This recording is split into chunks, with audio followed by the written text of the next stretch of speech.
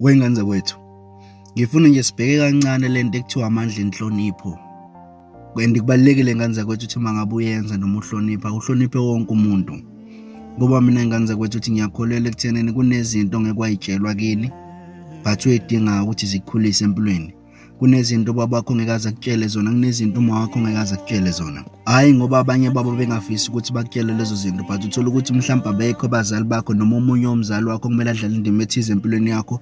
Akekho mhlawumbe usemazweni uthathwa amatoho, uthola ukuthi mhlawumbe omunye mhlawumbe usadlula emhlabeni.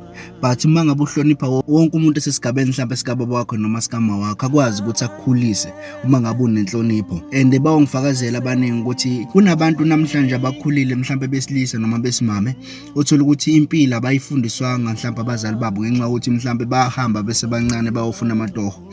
But kwaba khona someone osemsebenzini wakwazi ukuthi amfundise ngempilo. Khona someone afikela kuyena mhlawumbe ingabe sehostel, ingabe kuphi la eqashe khona, wamkhulisa wamfundisa ngempilo. That is why kubalekile ukuhlonipha noma ubani, especially abantu abadala, because kuyenzeka ezinye izinto walithola ithuba nabazali bakho uthi mhlawumbe omunye akekho eduze empilo yakho. Abo uhloniphe wonke umuntu, bavumele ukuthi abanye babo bakwakhe, because lowo muntu lo usukumvulela ithuba lokuthi adlale indima kabobo wakho, ngalobo budoda nabo noma ngalobo buntu besimama nabo, akudlala indima mhlawumbe yokuba umama kuwena, ngokuthi akukhombise ukuthi impilo ihamba kanjani, yini ongafanele ukuthi uyilindele.